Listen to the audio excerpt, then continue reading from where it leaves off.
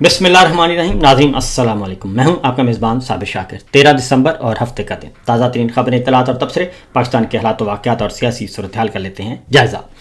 General فیض حمید کا court martial 14 سال سزا سنا دی گئی اور معاملات کنٹرول میں نہیں آ رہے، اور کوئی جواز ابھی تک ایسا پیش نہیں کیا جا سکا کہ جنرل فیض حمید ISI کے سابق سربراہ کو جو سزا سنائی گئی ہے وہ درست ہے اور واقعتاً وہی بات ہے جو بتائی جا رہی ہے، کیونکہ ادارے کے اندر بہت زیادہ انریسٹ ہے اور بہت زیادہ سوالات اٹھ رہے ہیں اور بہت زیادہ جو ہے وہ کریدا جا رہا ہے. اور نہ صرف کریدا جا رہا ہے، سوال اٹھ رہے ہیں، بلکہ تشویش کا کنسرنز شو کیے جا رہے ہیں کہ یہ ہو کیا رہا ہے، کیونکہ معاملات جو ہیں وہ جا رہے ہیں جاتی عمرہ کی طرف.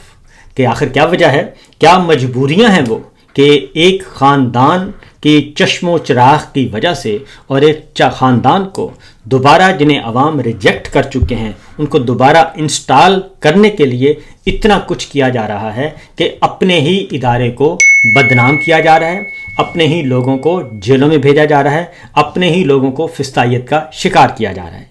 یہ سوال اب اٹھ رہا ہے کہ آخر ایسی کون سی مجبوری ہے، کون سی بڑی کمزوری ہے جس کی وجہ سے یہ سب کچھ کیا جا رہا ہے.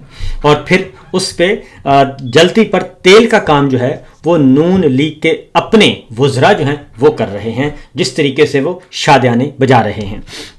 تو بہرحال پہلی خبر ہم لیں گے کیونکہ اس ساری صورتحال میں پاکستان تماشا بنا ہوا ہے باہر کی دنیا میں، عالمی سطح پہ، اور عالمی سطح پہ ہمیں شرمندگی کا سامنا کرنا پڑ رہا ہے.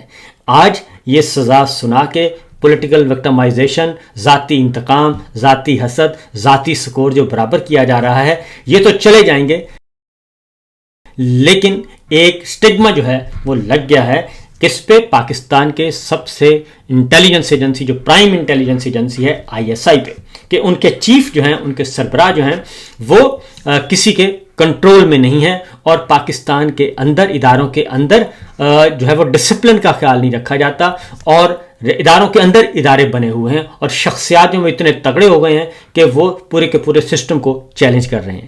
ان کو اندازہ نہیں ہے کہ یہ اپنے ہی خلاف، اپنے ملک کے خلاف، اپنے اداروں کے خلاف ایک غیروں کو، اینیمیز کو خود یہ چارج شیٹ بنا کر دے رہے ہیں صرف چھوٹے سے فائدے کے لیے. اگلی بات ہے خواجہ آصف صاحب، کیونکہ ابھی آرمی چیف صاحب نے کہا ہے کہ قومی استحکام کو نقصان پہنچانے والے تفرقہ انگیز عناصر سے نمٹنے کے لیے مکمل طور پر تیار ہیں. بالکل سر، تیار ہونا چاہیے. اور قومی استحکام کو نقصان کون پہنچا رہا ہے، پہلے یہ سوال کر لینا چاہیے.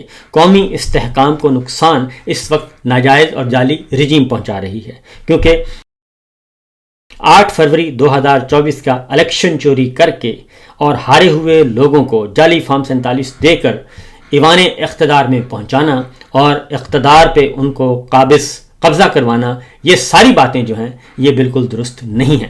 اس لیے یہ قومی استحکام جو ہے اگر نہیں ہو رہا تو اس وجہ سے ہو رہا. پہلے ایک رجیم چینج آپریشن کیا گیا عدم اعتماد تحریک کے سو کالڈ نام سے، اور پھر 8 فروری کا الیکشن چوری کیا گیا. یہ درست نہیں ہے. قومی استحکام پیدا کرنا ہے تو پھر تفرقہ کون پھیلا رہا ہے اور تفرقہ انگیز عناصر کون ہیں؟ ہمارا سیاسی عدم استحکام کی ذمہ داری کس پہ عائد ہوتی ہے؟ جو ہماری 26ویں 27ویں غیر آئینی ترمیم کی گئی، آئین توڑا گیا، اس کی ذمہ داری کس پہ ہوتی ہے؟ یہ میرا خیال ہے آپ سے بہتر کوئی نہیں جانتا. اس کے بعد خواجہ آصف صاحب کی طرف آتے ہیں. خواجہ آصف صاحب نے بہت زور شور سے نکلے ہوئے ہیں خواجہ آصف صاحب، اور وہ ہلکان ہوئے جا رہے ہیں، اور جنرل فیض حمید کو لے کے جنرل باجوہ کو قصے سنا رہے ہیں، سب کچھ کر رہے ہیں. حالانکہ خواجہ آصف صاحب کے اپنے ہی بیانات اتنے ہیں، اپنے ہی اعتراف جرم اتنے ہیں کہ اس کے بعد کوئی ٹرائل کی بھی ضرورت نہیں رہتی. صرف خواجہ آصف صاحب کے سٹیٹمنٹس اٹھا لیں کہ جنرل باجوہ صاحب کو، ان کے سسر کو انہوں نے فون کیا 2018 میں اور جعلی فارم 47 لیا. پھر 2024 میں ریحانہ امتیاز ڈائر صاحبہ جیتی ہوئی ہیں، ان کا جعلی فارم 47 کس سے لیا یہ بھی وہ بتا دیں. یہ تو ایک ریکارڈ کی باتیں ہیں. دوسرا، خواجہ صاحب خود بتا چکے ہیں کہ جنرل باجوہ نے مجھے بلایا اور بلا کر کہا کہ پہلے آپ پنجاب کی حکومت لے لیں اور پھر آپ لے لیں مرکز کی. ہم عمران خان صاحب سے تنگ آ چکے ہیں. اور یہ کب کہا؟ اپریل 2019 میں، جب ابھی صرف عمران خان کو کتنے سال ہوئے تھے، کتنے مہینے ہوئے تھے؟ اگست میں وہ آئے تھے، اور ٹوٹل ان کو مہینے ہوئے تھے 8. 8 مہینے کے بعد ہی جنرل باجوہ نے خواجہ آصف صاحب کو بلایا اور کہا کہ آپ پہلے پنجاب کی حکومت لے لیں پھر مرکز کی حکومت لے لیں. اور یہ کیوں کہا تھا؟ اس لیے کہا تھا کہ فروری 2019 میں جب بالا کوٹ پہ حملہ کیا، ایک بارود پھینک کے چلے گئے، بھارتی جہاز آیا اور بارود پھینک کے چلا گیا اور ہمارا ایک کوا شہید ہوا، اور ایک درخت جہاں پہ شہید ارشد شریف جو ہیں راتوں رات وہاں پہ پہنچے اور انہوں نے سارا منظر کشی کی اور سب کچھ دکھایا.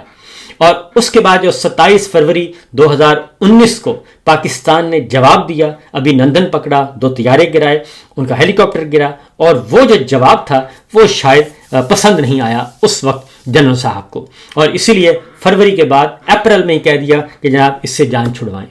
حالانکہ وہ نیشنل سیکورٹی کمیٹی کا اجلاس تھا اور اس میں فیصلہ ہوا تھا کہ پاکستان نے بھرپور جواب دینا ہے، اور عمران خان صاحب نے پھر واضح طور پر کہا تھا کہ ہم جواب دیں گے، سوچیں گے نہیں بلکہ ہم جواب دیں گے، اور انہوں نے جواب دیا. اور پھر امریکی وزیر خارجہ جان پومپیو کی کال آتی ہے جنرل باجوہ کو کہ جناب ابھی نندن کو واپس کر دیں، کیونکہ پہلے ہی جو وعدے وعید کیے گئے تھے ذرا خاموشی سے ٹیلی فون کالز پہ لمبی وہ پورے نہیں ہوئے تھے.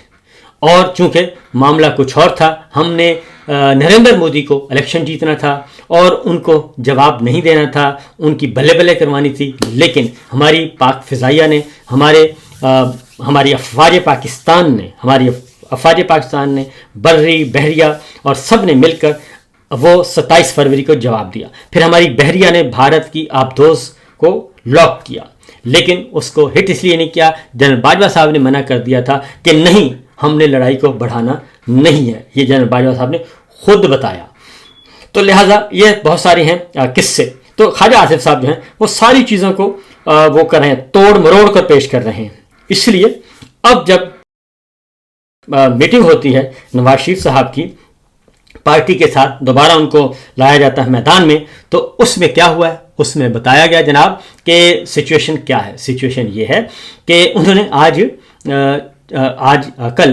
یا کل فیض حمید صاحب کے بارے میں ذکر نہیں کیا کہ ان کو سزا سنا دی اور بہت زبردست ہوا، اس لیے کہ جنرل فیض حمید جو ہیں وہ تو سب سے بڑے سہولت کار، جنرل باجوہ، جنرل فیض، وہ تھے شریف خاندان کے، اور ان کو بچانے والے ہی جنرل باجوہ اور جنرل فیض تھے. تو یہ جو چیز ہے یہ ان کو شاید پتہ نہیں ہے، یہ بات جب کھلے گی تو پھر بہت دور تلک جائے گی. تو ان کو اصل مسئلہ کیا ہے؟ اصل مسئلہ یہ ہے، یہ کہتے ہیں کہ بھائی اب جو ہے اگر آپ نے شروع کر ہی دیا ہے تو اب جنرل فیض حمید کو چھوڑنا نہیں ہے بلکہ اور لوگوں کو بھی پکڑیں، تاکہ جنرل باجوہ کو کیوں کہہ رہے ہیں پکڑیں؟ اس لیے پکڑیں کہ جنرل باجوہ صاحب اگر آ کے بتا دیتے ہیں، اعتراف جرم کر لیتے ہیں، تو پھر یہ سارے کا سارا سلسلہ، یہ رجیم چینج آپریشن اور پھر تحریک عدم اعتماد اور پھر 8 فروری کا الیکشن چوری، یہ ساری چیزیں باہر آ جائیں گی. جب باہر آئیں گی تو پھر جناب جو ہوگا وہ ہمیں پتہ ہے بہت اچھی طرح، اور اس کے آفٹر شاکس بہت دور دور تک جائیں گے. لہذا خواجہ آصف صاحب جو ہیں وہ ایک طرف جو ہیں وہ کہتے ہیں کہ یہ سارا کچھ، اب وہ کیا کہتے ہیں؟ وہ کہتے ہیں جی کہ یہ نواز شریف صاحب بھی اور خواجہ صاحب بھی، وہ کیا کہتے ہیں کہ جناب آپ الٹا لٹکا دیں، عمران خان کو راستے سے ہٹا دیں، بس ہماری گڑیا رانی کو وزیر اعظم بننا ہے. یہ ہے ان کی ہلکی پھلکی سی خواہش، اور یہ ہے چھوٹی سی خواہش. تو یہ تو ہے معاملہ. اور اس کے بعد احسن اقبال صاحب نے ایک بڑا انکشاف کیا ہے. احسن اقبال صاحب بڑی لمبی چھوڑتے ہیں، ویسے نہیں چھوڑنی چاہیے. وہ کہتے ہیں کہ منموہن سنگھ نے بھی نواز شریف کی اصلاحات کی کاپیاں مانگی تھیں تاکہ بھارت میں وہ نافذ ہو سکیں. اگر نواز شریف کو 1991 سے 10 سال مل جاتے تو وہ مہاتیر محمد سے بڑے لیڈر ہوتے. اب 1980 سے شریف خاندان اقتدار میں ہے. 1980 سے پنجاب ان کے پاس ہے، مستقل پنجاب ان کے پاس ہے، اور 5 سال کی بریک عثمان بزار نے لگائی اور 5 سال کی بریک چودھری پرویز الہی صاحب نے لگائی. باقی ساری مدت ان کے پاس رہی، اور ابھی بھی 3.25 سال سے سب کچھ ان کے پاس ہے. تو نواز شریف صاحب وہ کاپی جو منموہن سنگھ نے مانگی تھی وہی کاپی اپنے بھائی کو دے دیں، وہی کاپی مریم صاحبہ کو دے دیں، تو یہ مسئلہ حل ہو جائے گا. جو منموہن سنگھ کو کاپی نہیں دی وہ اپنے بھائی اور مریم صاحبہ کو دے دیں، وہی copy field marshal general Asim Munir صاحب کو دے دیں، تو یہ مسئلہ حل ہو جائے گا. اور اس کے پیچھے رہ کیا جائے گا؟ لیکن مسئلہ پھر وہی آ جاتا ہے کہ اصل ایشو یہ ہے نہیں، اصل معاملہ کچھ اور ہے. یہ پیدائشی جو ہیں وہ نکمے ہیں، نااہل ہیں. یہ صرف وہ کام کرتے ہیں جس میں روکڑا واپس ملے. اربوں روپے کے اشتہارات میڈیا کو جاری کر دیے. اربوں روپیہ سوشل میڈیا پہ ذاتی تشہیر پہ خرچ کیا جا رہا ہے. لیکن لاہور جو ہے وہ آلودگی میں اس وقت بھی نمبر 1 آ گیا ہے انڈیکس میں. دنیا کا نمبر 1 سٹی لاہور آ گیا آلودگی میں. تو اگر تھوڑے سے پیسے وہ خرچ ذاتی تشہیر کے بجائے یہاں پہ کر دیے جاتے کلائمیٹ چینج اور آلودگی ختم کرنے کے لیے تو رزلٹ آ سکتا تھا. لیکن اس کے لیے ضروری تھا پھر اپنی تشہیر کیسے کی جاتی. یہ ہے. اس کے بعد پھر لیفٹیننٹ جنرل چیئرمین نیب جو ہیں نذیر بٹ صاحب، وہ یہ کہتے ہیں کہ انہوں نے $40 ارب ریکور کیا ہے. $40 ارب ریکور کیا ہے نیب نے. یہ از خود ایک بہت بڑا نمبر ہے، $40 ارب.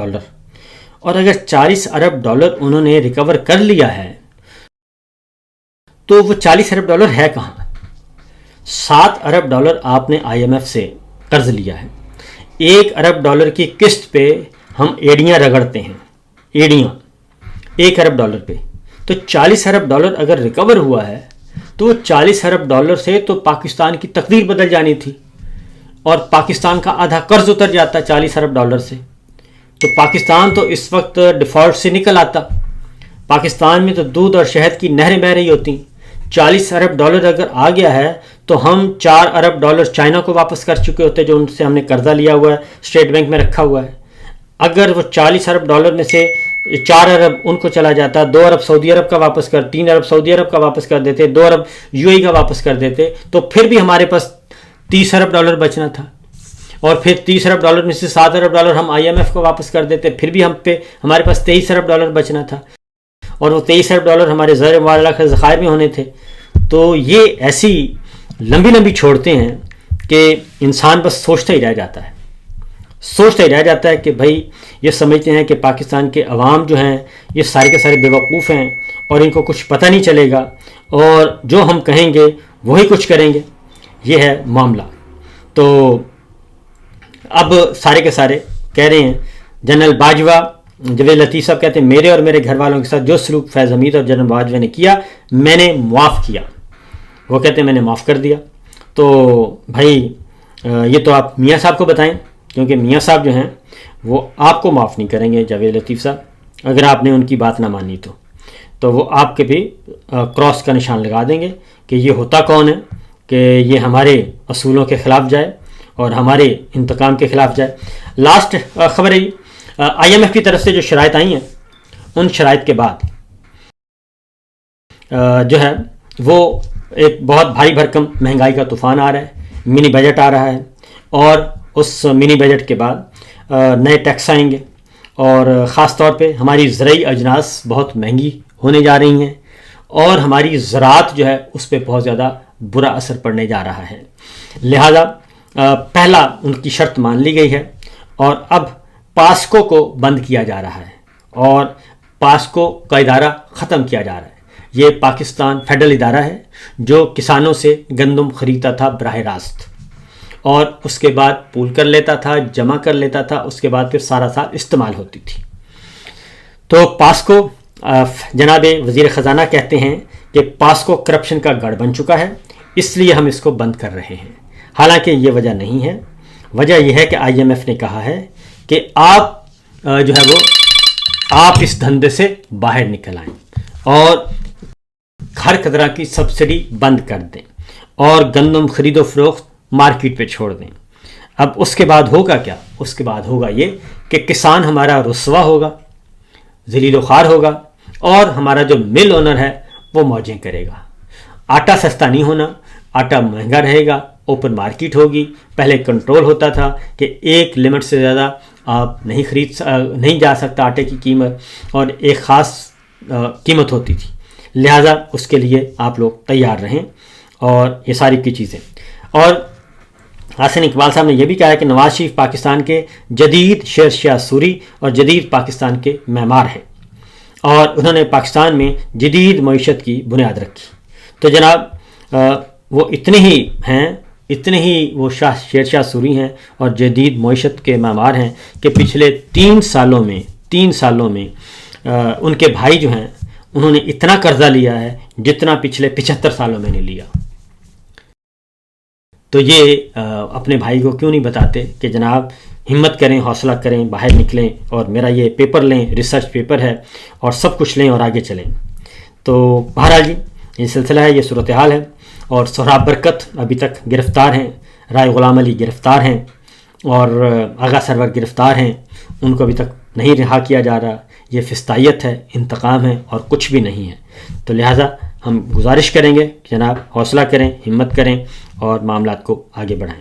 باقی خبریں انشاءاللہ اگلے ولاگ میں، اور باقی یہ چیزیں چلتی رہیں گی. ابھی یہ جو ہے خلفشات جو ہے وہ ختم ہونے والا نہیں ہے. اجازت دیجیے، اللہ حافظ.